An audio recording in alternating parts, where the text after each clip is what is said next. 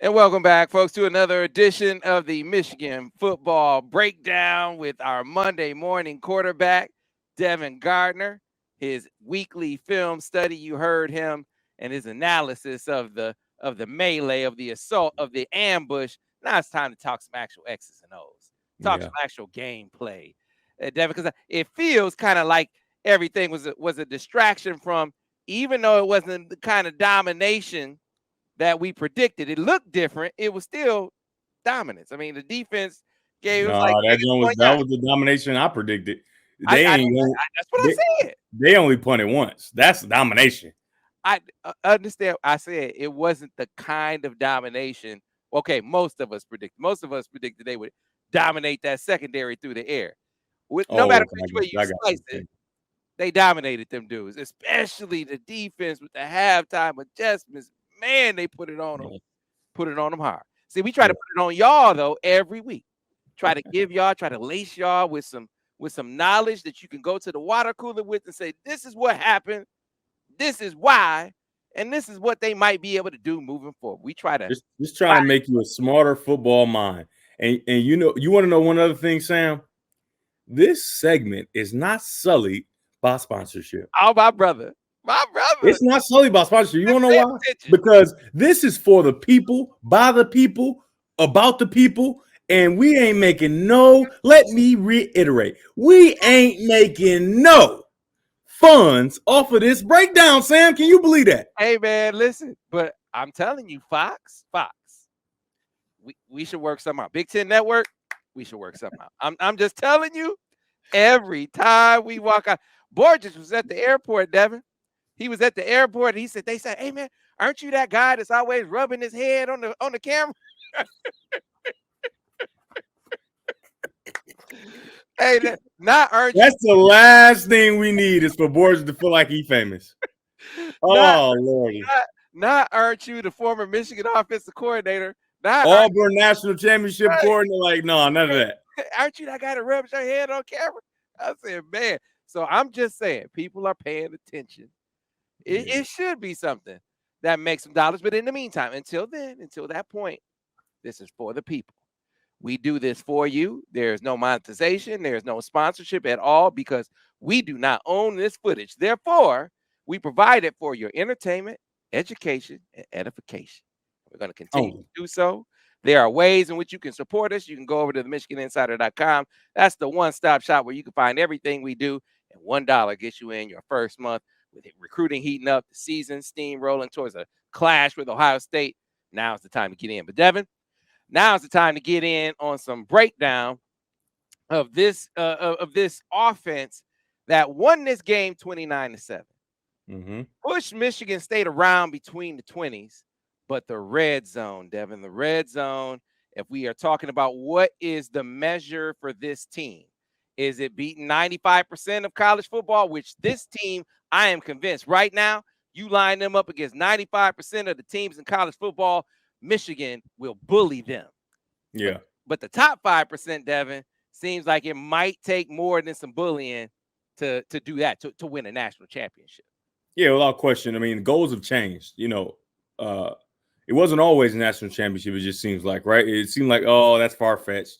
Let's try to beat Ohio State first, right? Let's try to win our own conference first. But now, national championship is a real thing. They got a taste of it last year of the opportunity, and I just think, like you said, 95% of the college football teams, yes, you'll be able to roll your helmets out there and bully them. Obviously, you got to play well, but you can play exactly where you're playing and kick field goals rather than get touchdowns, and everything will be fine.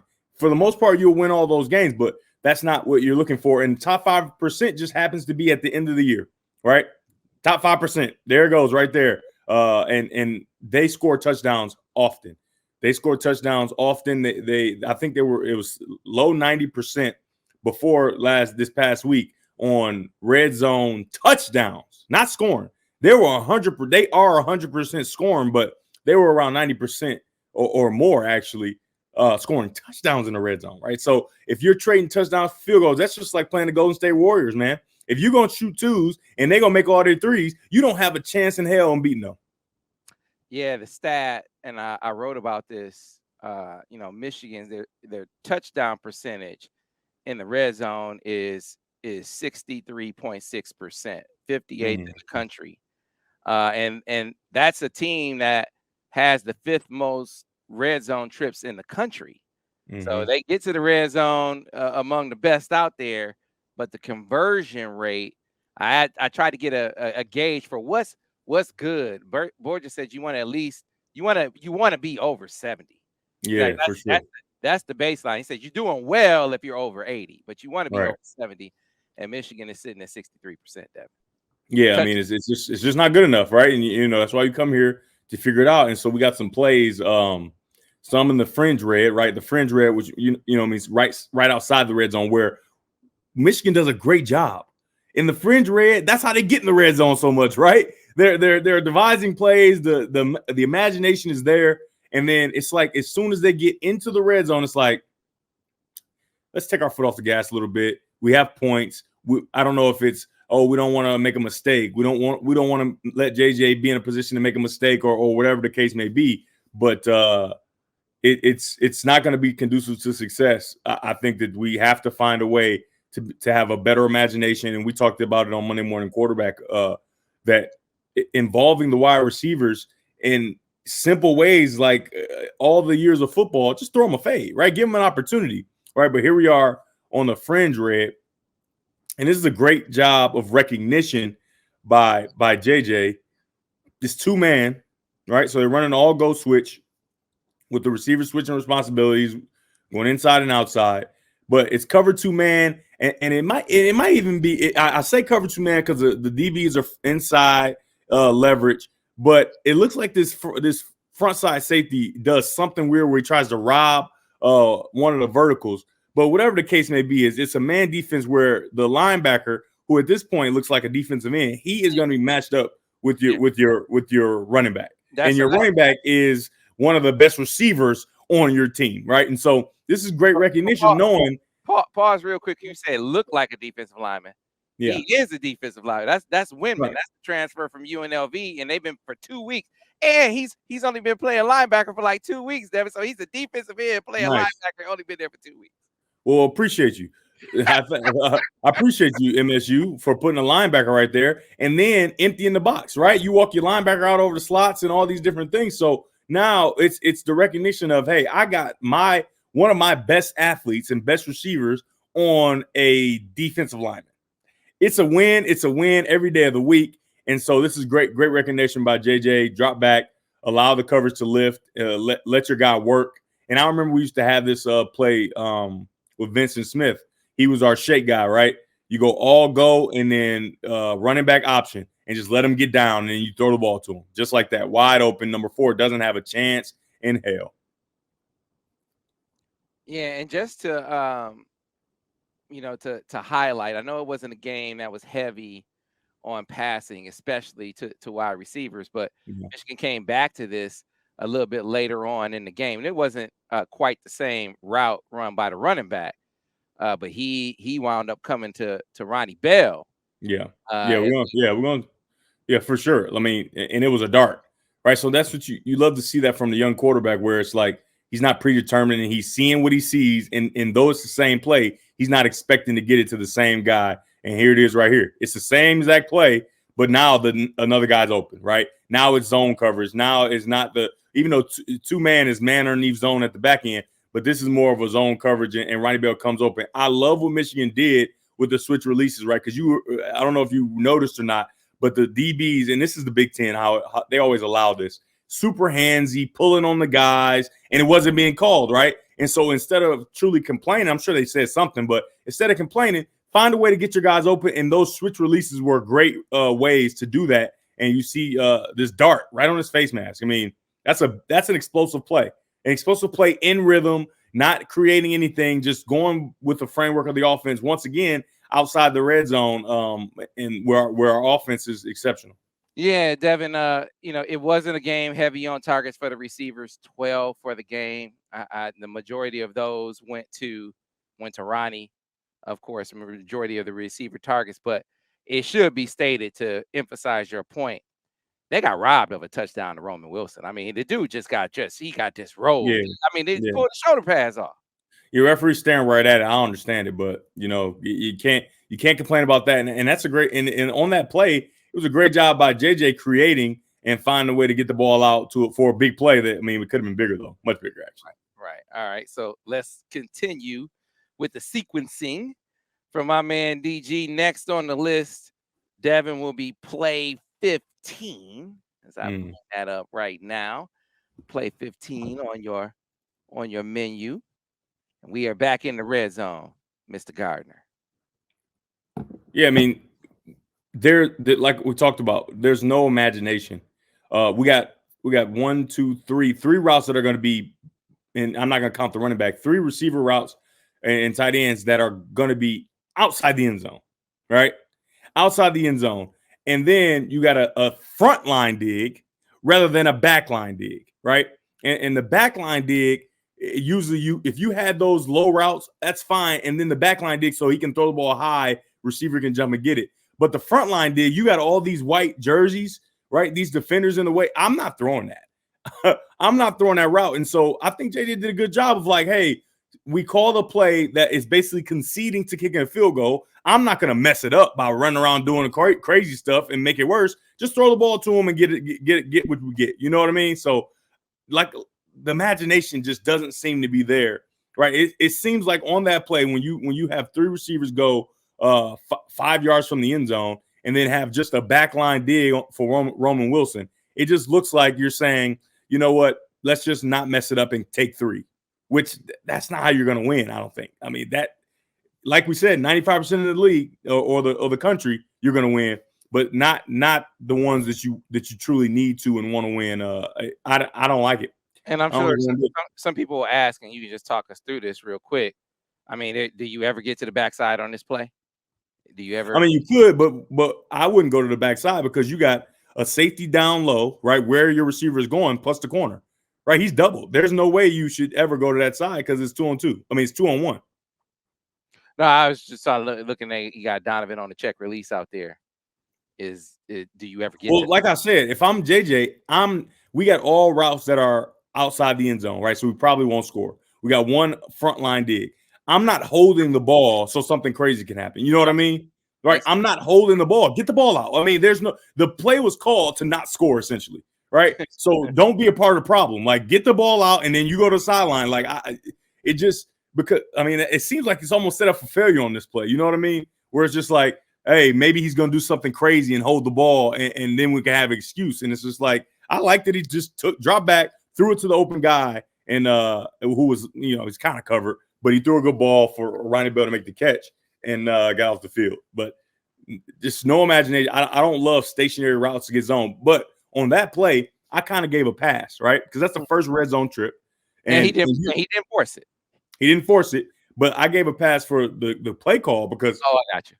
You don't know what they're going to give you truly. You can see on film whatever they're going to do, whatever, but you don't know exactly what you're going to do. A lot of times down there, most teams play man, right? And I'm pretty sure Michigan State played man, and that's why that play was called, right? So you can get those guys moving around or whatever, maybe get a pick with that bunch set and Shoemaker get into the flat, but that didn't happen, right? And so I gave a pass on that just because the first red zone trip, you don't know truly how they're going to play, and just learn from it on the next one. All right, so now we go to the next drive, Devin, and we get to the play that you were like, oh man, I love the throwaway here. This is great. This is great because he starts to get himself in trouble, and so this is kind of a sensitive one for me because remember in the Notre Dame game 2013, this happened to me, and I waited too long to try to throw the ball away, right? So I had a good plan. I had the same exact plan, right? I want to try to create. It's not there, but I tried too long to create, and then I end up throwing a pick 6 to it. Remember, he dove and scooped it off the turf in the end zone. He did a good job of just retreating and knowing where his guys are going to be and chucking it 15 feet over their head. And you can see the Michigan State sideline. Oh, he's in the pocket. It's intentional route. No, it's not. It's a receiver right there. He can throw it 20 feet in the air if you want. He might be a bad quarterback. Yep, you can't say that. He tried to throw the Shoemaker, but he threw it way too high. And that's how there's no intentional ground, even a threat here. So he's still in the pocket, but he gets the ball over Shoemaker's head, No chance of Charles Woodson coming out of nowhere and reaching out of bounds to grab it for intercept. You know what I mean? So this is a mature, very good play, especially since look where we are. All right, look where the team is. You're in the black zone, right, with your back against the wall, and you can't afford to take a sack and make this a huge long down and distance on second down. So it's a very good job. I love this play from him. All right, so question for you, Monday morning quarterback. I need you to help me with. Why doesn't he throw the lookie here? Why didn't he throw the lookie? So for me, I don't know if I've told you, and boys know I hated throwing lookies, right, because of that middle linebacker. Right, because of that middle linebacker. And Ronnie Bell gets in there, and he could drive that up. But look at the defensive linemen, too. They're staring, and they're going to put those hands up and bat those balls down. You know what I mean? I don't feel comfortable throwing lookies, but, he's thrown some, but he didn't feel comfortable throwing. Like, I don't try to question when the guy doesn't want to throw a lookie, because I'm telling you, those lookies are hairy. And when we say lookie, we mean that the quick slant from the slot. Those are hairy throws. Yeah, so I'm looking specifically at Ronnie, and I've been paying attention to the Monday morning quarterback. You've been schooling me, and I remember you and Boyd argued for like 30 minutes over this, and y'all were talking about the rules and too high. Watch the mic, throw opposite the mic. The mic on this play, Devin. He stays still. It looked kind of like he drifts a little bit. I'm not throwing it. He takes a couple steps. He goes strong, and it looks like he leaves you a winner. I'm just. Man, I'm not throwing it. I'm not throwing it with my back. I'm not doing it. Like, remember I told you when he threw the one, I'm not throwing that one either. Remember when he threw who was it against? Was it Hawaii? When he threw that one, I'm like, man, that's great for him. I'm not throwing that. I mean, it's just because you can't see it clearly. You don't know if you don't trust it, you cannot throw that. And you would just throw lookies out of the play. No, I wouldn't throw it out, but I didn't like them. I threw them sometimes. I vividly remember throwing them to Dilio all the time, which was a terrible target to throw them to because you really can't see him or was near him. You know what I mean? But I just didn't enjoy it throwing lookies. And so the thing is, it's first down, right? So if he didn't like it, I don't want you to throw it. It's first down. Why would you wait? It's first down. You got 2, 3. Right, second, third. Why would you throw an interception possibly, or if you think it's hairy on first down? That doesn't make sense, and that shows once again mature quarterbacking form. Gotcha. All right, going to the next one, DG. That's why I asked the Monday morning quarterback. See, these are questions. Oh no, I hate lookies. I ain't throwing no lookies. The lookie is to clear off the outside slant as far as I'm concerned. You would throw it out the playbook. Even though I threw him to Dilio, though, I'm telling you, I threw a lot of lookies, but I didn't like it. Stop calling this, Borges. I don't like this play. All right. So can we get a bigger guy? Hey, man. Had Jeremy Gallen. He wasn't a bigger guy. Yeah, he wasn't in the inside either. That's true. All right. Going to play number 20. So this is one time, Devin, where this goes against what people might think is tendency, right? Yeah. We talked about it every time they motion. It's a run play. Every time they in pistol, it's a run play. This was a great job. And once again, where are we, Sam? We just outside the red area. Just outside first down, fringe red. First down, fringe red. We're outstanding. First down, fringe red. They come in 13 personnel, 1 back, 3 tight ends. What does that say to you, Sam, if you play defense? It says, they're going to run the football. And because of the motion and the pistol, what does that say to you again? Does that confirm or deny that you thought they was going to run the ball? They're going to run the football. I love it. And this is a great job of playing off what they do, right? Self-scout and know what you do. You can see the route combinations. You got the double post with the sail coming over. I mean, the deep over coming over. And this is a great job by JJ with ball security and footwork in the pocket. So we've talked about sometimes this footwork can get a little sloppy, right? Great job of ball security and footwork in the pocket. He sees the rusher coming. And what this tells me when you see this play, how it happens so quickly, and he knows where to go with the ball, is that he had a plan, right? And having a plan is so important when you're playing quarterback. You got to have a plan, and obviously the plan doesn't always work out how you want it to, but you have to at least have a plan. And so for Michigan State on defense, this linebacker either is going to be him or the corner that has to play the tight end going on over, right? I don't know whose job it is, but neither of them do it. Why? because it's 13 personnel and they think it's going to be a run. So they have their eyes inside off of the play action, and then it's too late by the time they figure it out. Eyes inside. He's already stepped up. The tight end's behind. Look at the ball security, footwork, and then a nice throw to get the ball down into the red zone again. Look at the footwork and the great job. Help your lineman out. Very good. Get in the what? Fight. Get in the fight.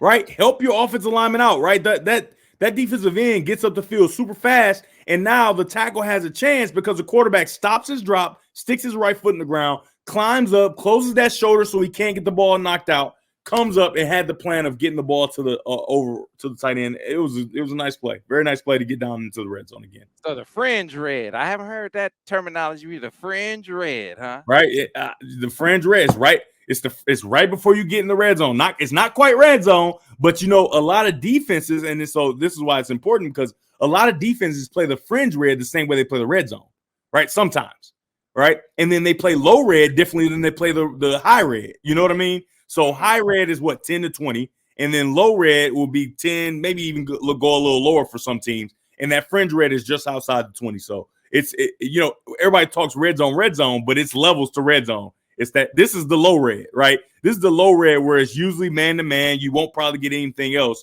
And that's we're gonna get. I think this is the touchdown. But I didn't love the imagination on this play. I didn't. But you know what? For me, it was something that we hadn't seen him do before. Yeah. I haven't seen him do this before. Yeah, so we haven't seen him do this, but Michigan State has a bad defense, and judging by their decision making in the tunnel, they don't make great decisions, right? And they figured this out right away. They knew it was coming. You know what I mean? They're not great decision makers. They prove that on and off the field. So watch the safety just go attack Shoemaker and blow him up and set the edge, right? So that Blake Corum can't get around, right? And once he can't get around, the defensive end is unblocked and the backside linebacker, right? Because there's no real threat, the backside linebacker starts to sprint right as the play starts. And the defensive end is sitting outside. The reason we scored a touchdown is because Blake Corum is better than their football team. That's the reason. Right? This play shouldn't work. That's a tackle. That's a tackle. But they both stink. And so Blake Corum is able to just get around the edge and be a better football player. And this is why he's up for Heisman, because of plays like this. He should be stopped 3 yards in the backfield, and we should be kicking another field goal. All right, so let me stop it right here. So I got another question just about the design of the play that I don't understand. All right, so you have your right tackle in Carson Barnhart. Now he goes and blocks the man farthest outside, instead of them tagging up to the linebacker. That I don't get. I don't understand. Yeah, so 55 and 62. I mean 52 and 65. Yes, for me, you would want to take, look at my hands, 52, 65. You will want to take these guys together, get across that, what is that, 3 techniques face, and 65 come up on the linebacker. But remember, I told you that I don't think that's going to work because there's no real backside threat. They have number 7 backside to worry about the quarterback. So this linebacker is in almost a dead sprint once he sees the running back about to get the ball, right? He's already going, right? They're not going to get up to him. You know what I mean? So even though that should be how it works. Like 52, he could go up and try to get him. He's not going to block him, right? 52 is not going to be able to get up and block that linebacker before he gets outside. You know what I mean? So it's a flawed play. It's a flawed play. I don't like it. Yeah. The reason why I question it is he doesn't even try for the linebacker. Yeah, he doesn't. He goes straight for the farther, and that man is never going to make this play. Never going to get there. And also, I mean, I think the defensive end, even though he doesn't make the play, I think he does a great job, right? Even though there's truly nothing to entice him, he squeezes down to the tackle and just try. I mean, he can't make the play, but he did it. He was in position to make the play at least. Yeah, I'll have to ask about this to get some clarity on it. But hey, and like I said, we don't know for sure. It could have been a bust. But the thing is, whether he was supposed to get up to that linebacker or not, that he's not getting him. Like that linebacker's running to the play. He's not going to get him. Yeah, it was. Hey, but my guy better than your guy. My cat better than your cat. My guy's better than your guy. Yeah. Hey, man. I learned a lesson from Josh Gaddis, and it was a lesson that he said he learned here. He said, "Man, sometimes you got to think players, not plays." Was really, really in love with his stuff. And as he got deeper in, he said, sometimes it's not about your stuff; it's about what guys can do, or putting your best guy in a chance to giving him a chance to make a play. And you gave your guy a chance to make a play, and he made it on two Spartans. Made it on two Spartans on that play. So yeah, they worry about jumping guys in the tunnel. They should have jumped Corum. What are y'all doing? Y'all should have jumped him on that play. Y'all had 2 on him, but they needed 10, probably 8, however many.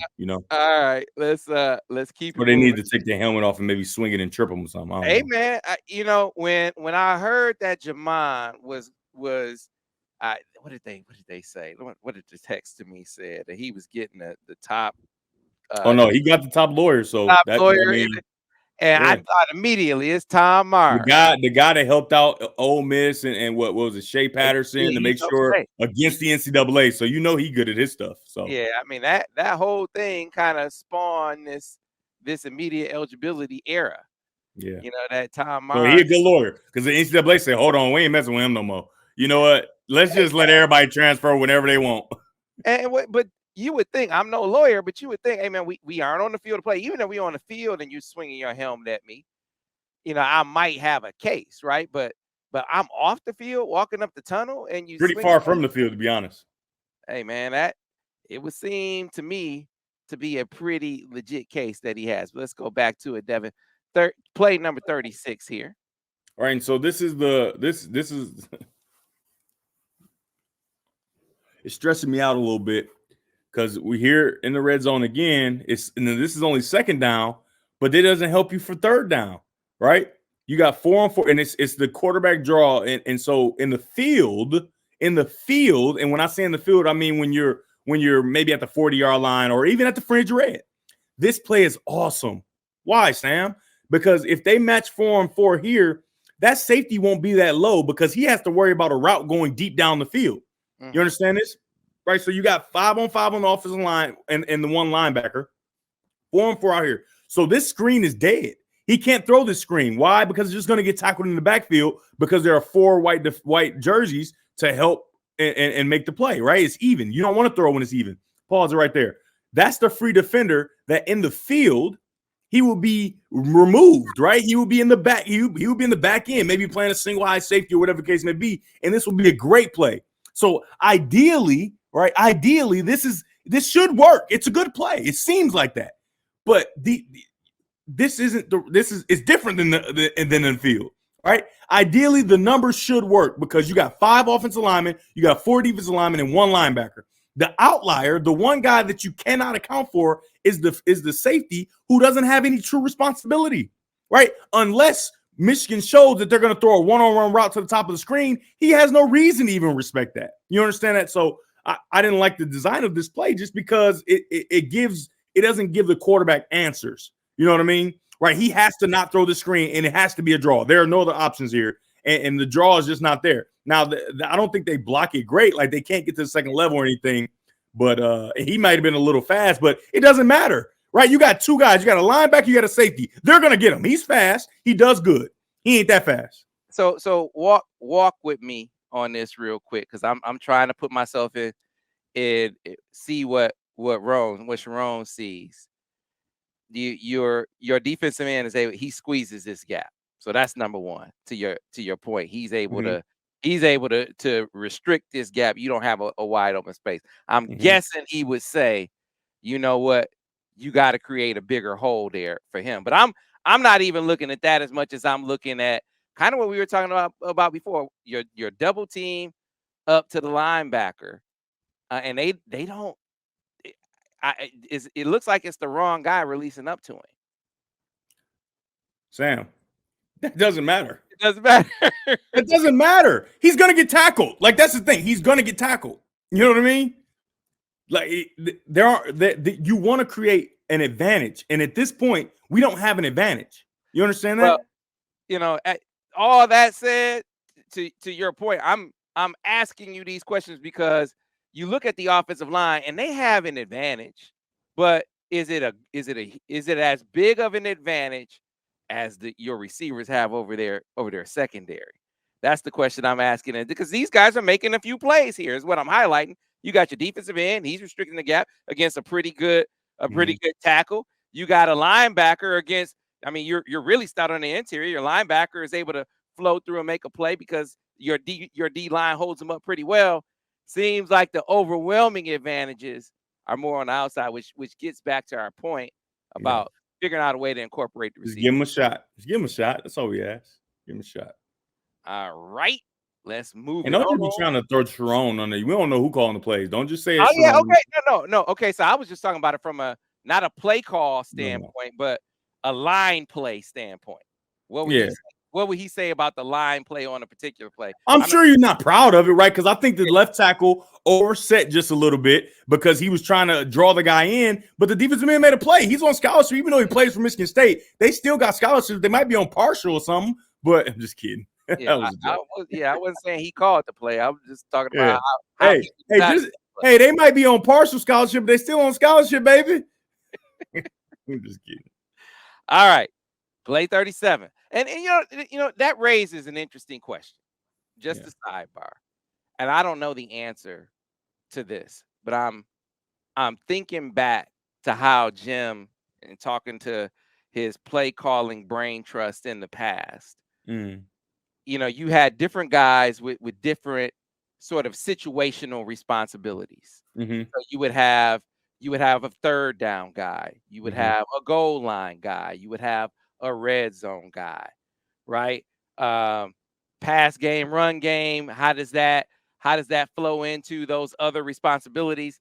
That would be different depending on whatever year it was. I don't know how that dynamic plays out on this team. But the only thing we know for sure is that in the field, we were much better than in the red zone. Right. So we don't know if it's different guys doing it or whatever. The thing is, the field, we are vastly different than we are in the red zone. We look like an inept team, essentially, in the red zone. But in the field, we're a top 100. We can beat all 100 teams, 100% of the teams. You know what I mean?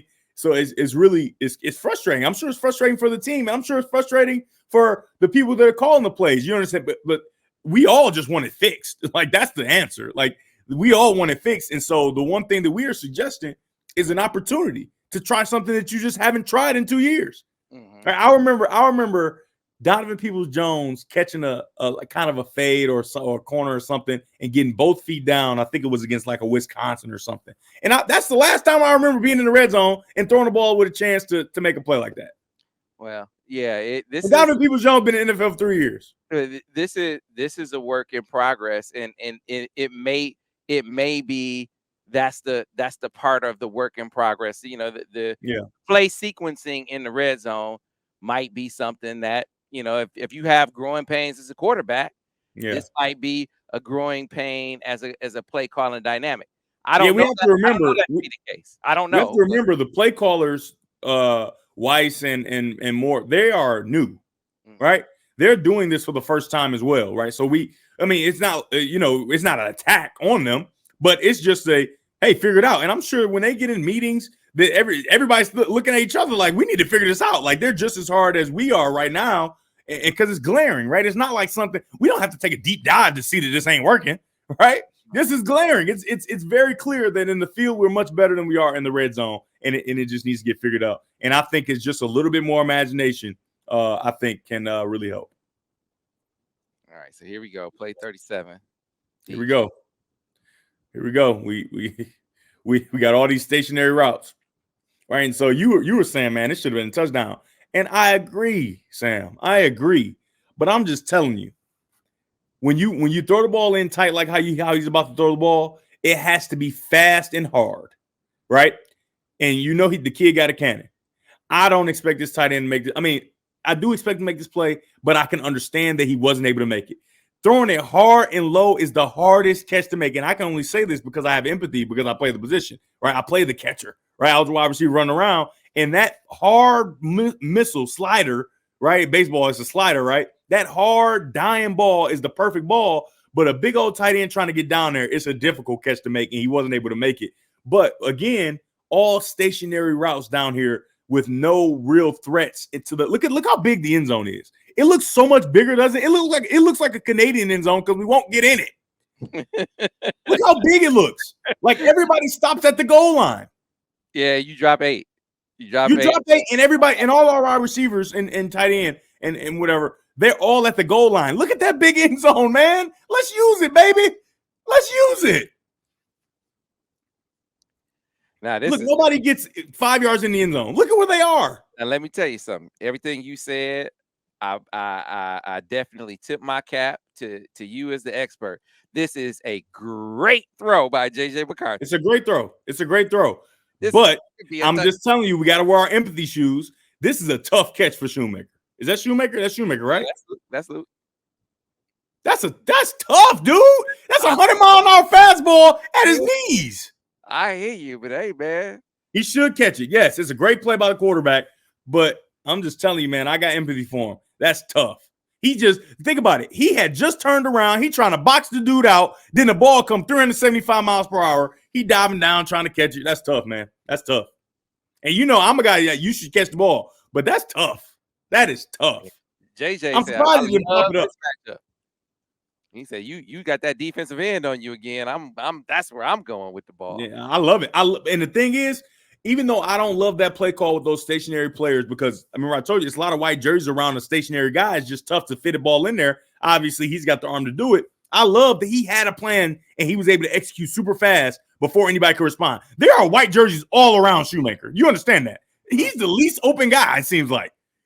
I mean, none of them are open, but in Ronnie Bell, you can make a case, but I think that defensive lineman is in the throwing lane of that. But the plan is there, and JJ is able to execute it. Like, see, look, he's thrown already, and Ronnie Bell hasn't even turned around. You understand that? Right? So he came open a little later, but the defensive lineman was in that passing lane. The only reason he wasn't at the end is because he saw the quarterback throwing. Yeah. That's great timing and everything. And look, like Forrest reaching with his long arm, like the ball had to be thrown right there. And it's just, it's a difficult catch, man. It's difficult. Yeah. So, but even Shoemaker, I would imagine is saying, "Hey, I got to make that catch." But I'm just telling you, I've been in that position. I've been a catcher. That's a tough catch to make. Extremely tough. Yeah, no doubt. No doubt. But hey, man, want to win the championship. Yeah, you're right. Win the championship, brother. Hey, we should probably give our catchers a few more opportunities down there too. But look, it's that which gets back to the point. Yeah, look, I don't offer the commentary to raise alarm bells when I talk about involving the pass catchers. Just talking to coaches, I talked to Borges about this before when he got to Auburn and he had Cadillac Williams and Ronnie Brown, right? And so Cadillac, and I haven't talked about this on the broadcast. Cadillac was like, man, he rolling. He's putting up stats. Ronnie Brown came to him and said, "Coach, what's up, brother? Hey, man, I'm not just. I love it here. I love it. I love it that we win and everything. I love it all. Yeah, but I have to play football. Right. I don't have to play football here. And that was back. That was back when you got to sit out a year. He like, I will go sit out. I cannot keep watching this game. I'm trying to play professional football. Yeah, I'm not just a fullback. So here's my point. And Borges did a great job of finding a way to use both of them. Yeah. So receivers, let me be clear. I have not heard that any receiver is complaining. Let me repeat. I have not heard that any guy is making it a me thing. Have not heard that. Yeah. You're winning football games. That is the most important thing. But you also know the dreams and aspirations of these children. Absolutely. So in the day and age of the transfer portal, where guys can jump in the portal and go someplace else and get theirs right away, and where teams are looking for opportunities, they're sort of creeping around, lurking. They scouting like a mug. Looking to see if one of those threads is hanging, that they can start pulling that thread, right? They can start pulling that thread. Hey, you know, our guy caught 30 balls the first 3 weeks. I'm just telling you. Yeah, that's that. Hey, we got 2 receivers had 1,000 yards this year, man. You know what I mean? Like, that's a real thing. Right. So I said this earlier. Jameson Williams was winning at Ohio State. And he would have played. Ain't like he wouldn't have not played. Like, people make it seem like he wasn't gonna play. He would have played, but he wasn't gonna get the rock that much, probably. Yeah, or whatever. Like, he would have had to share a little bit too much.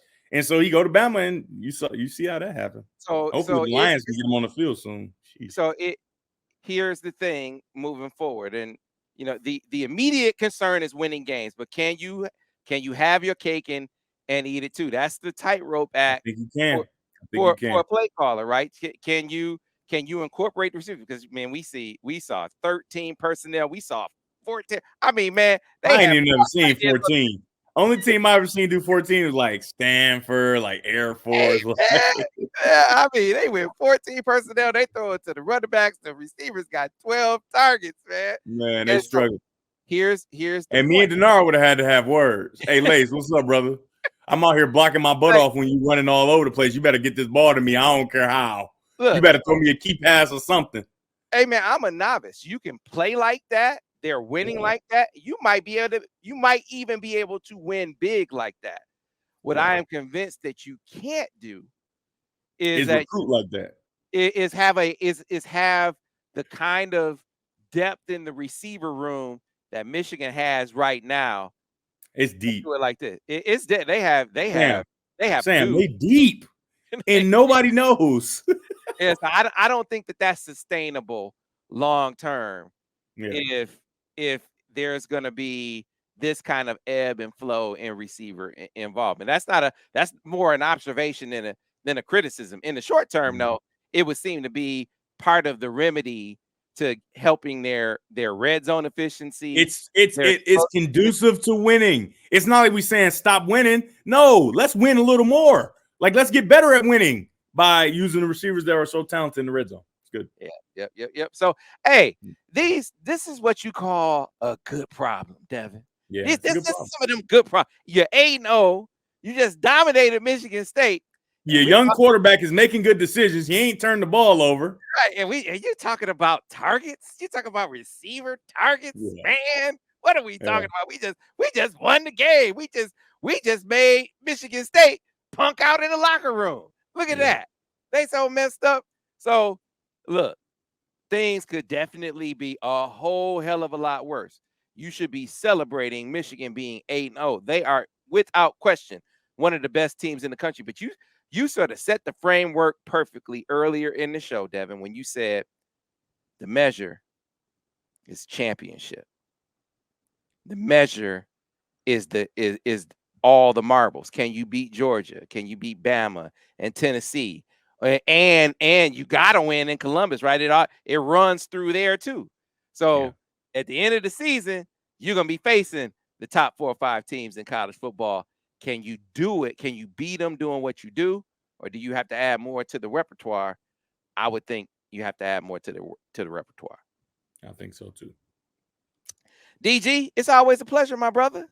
It's another great show, unsullied by sponsorship. Yeah, man, that's how we do, because we love you, the people. We are here for you, and we want you to sound. See, because DG said, "Man, I want you to look. I want to school you. I want to, school you to the game, Sam. I want you to sound like you know what you're talking about, right? I want to help you out, my brother. Let's do Fringe Red. Teach you stuff like Fringe Red. Understand, DG actually came to me years ago and said, "Man, let's do something. And he said, "No, get out of my face, punk." That's what he said to me. That's not what I said. DG has some other irons in the fire. No, Mike was getting his thing off the ground as well. It's like, come on, DG. Sun, the moon, and the stars will align at some point. And here we are. Hey man, that was like your training camp, bro. I mean, by the time we got together, you were. Hey man, Mike Spav did a great job. He put me in position to do a lot of stuff to give me some real good reps. Monday morning quarterback we used to do in the morning. Then we used to go to the beer grotto and the different places and place. It was a place in Royal Oak we used to go to do these live breakdowns, which were a huge hit. Like, it was amazing, and a lot of credit to old Michael Spath, who's now a professor at the University of Michigan. Yeah, and is living lovely because he's married to a Spartan. He having some, and then her dad is Spartan, but her dad is a good Spartan. He used to come to the breakdowns and really enjoy them. Like, oh, this is awesome. Like, I felt like he an honorary Michigan guy at this point, especially after that butt whooping they get and how the program embarrassed him in the tunnel. So I think he might be wearing a little maize and blue right now. Hey, not Mrs. Spath. I ain't Spath's dad, but hey, I'm sure he's wearing some maize and blue this week. Well, I know one thing. There's a flag flying, amazing blue flag flying on the staff front porch. So I'm happy for you, Mike. Happy Yeah. for you, the people, because you have an 8-0 football team to celebrate, and you can nitpick an 8-0 football team. Doesn't Yeah. get any better than that, folks. Let me tell you, when we do these videos, we do them for you. They are strictly for your entertainment, education, and edification because we do not own this footage. That's right. Well, you can always support And us in other ways. therefore, we ain't getting no cheese off of it. Right. But you And can for support us you, in other in ways. layman terms, cheese, that's money. That's moolah, baby. We ain't getting none of that. But you can support us in other ways. You can go and subscribe to the YouTube channel. You can like the video. That way you'll get a notification every time we do another broadcast. Of course, you can follow us on our podcast page, wherever you get your podcast, Google, Stitcher, Spotify, iTunes, you name it. Be sure to like and subscribe there. But best place of all, your one-stop shop, MichiganInsider.com over on the 24/7 Sports Network. $1 gets you your subscription for your first month. Recruiting heating up. Michigan steamrolling into Columbus, probably undefeated. I have them undefeated going into that game. It is going to be a banger at the end of the month. And you got Jaden Davis closing in on the decision. You got a guy like Nicholas Harbor sort of moving towards that point, probably closer to the new year. That means now is the time to get in over on the MichiganInsider.com. That'll do it for us on this actual late night edition of the Film Study. Shout out to DG for accommodating me and you, the people, Man, late at night. we're grinders. We're grinders. We That is right. we get it in, man. It's good. That is right. We'll see you All right. next week on the next edition of the Monday Morning Quarterback Film Study with Devin Gardner. We'll see you then.